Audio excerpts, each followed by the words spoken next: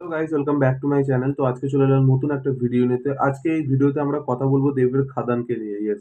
তো তোমরা সবাই জানো যে দেবের খাদান মুভিটা আসছে। দেব অনেক দিন পর, প্রায় বলা যাবে ৫-৬ বছর পর সে অ্যাকশন অবতারে আবার ফিরতে চলেছে। যেই অবতারে আমরা দেবকে দেখে এসেছি আগামী ১৮ টা বছর ধরে। দেবের ১৮ টা বছর পূরণ হয়েছে। আমরা সকলেই জানি সে এই ইন্ডাস্ট্রিতে ১৮ বছরে পা রেখেছেন।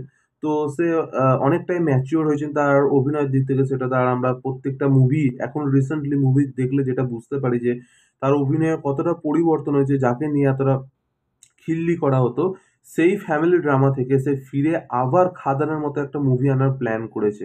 তো আমরা কিছুদিন আগে ছবি দেবদা ছেড়েছিলাম, দেখেছিলাম যে আসানসোলের বিরাট মানে বিশ্বের আরকি বৃহত্তম একটি কয়লা আ খাদান মানে কয়লা খনি আরকি, যেখানে সে শুটিং করবে সেখানে সে র‍্যালি করতে গেছিল। সেখানে আমরা ছবি দেখেছি। তো খাদানের একটা বিশাল বড় আপডেট এসেছে যে খাদান মুভিটা ফ্লোরে যেতে চলেছে এই মার্চ মাস থেকেই। খাদান মুভিটা ফ্লোরে যেতে চলেছে এই মার্চ মাস থেকেই। কেননা আমরা দেখতে পেয়েছি দেব রিসেন্টলি বা সৃজিত দা রিসেন্টলি পোস্ট করেছে যে আমরা জানি দেবদার টেক্কা মুভির শুটিং চলছে। তো তারা দুজনেই পোস্ট করেছে টেক্কা মুভির শুটিং র‍্যাপ হয়েছে।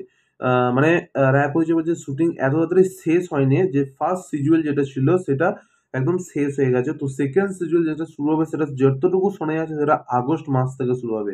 আর তারই মধ্যে এই খাদান মুভির শুটিং শুরু হয়ে যাবে। ইয়েস বন্ধুরা। তো খাদান মুভির শুটিং মার্চ এপ্রিল মাস থেকেই শুরু হতে চলেছে। তো মার্চ এপ্রিল মাস থেকেই শুরু হবে খাদান মুভির শুটিং। যেহেতু দেবদা যখন মোশন পিকচার ছেড়েছিল খাদানের, তখনই সে জানিয়েছিল যে ২০২৪-এই সেই মুভিটা তার আসবে। কেননা আমরা তার লাইন আপ জানি যে ২০২৪-এর টেক্কা আসছে পুজোর সময়। তারপর আ নেক্সট মুভিটা যেটা খ্রিসমাসে দেবের আর মুভি আরকি বাঁধা থাকে, সেই মুভিটাও হয়তো আসবে মিঠুন চক্রবর্তীর সাথে, যেটা শোনা যাচ্ছে কাল পরশুর একটা তাজা খবর।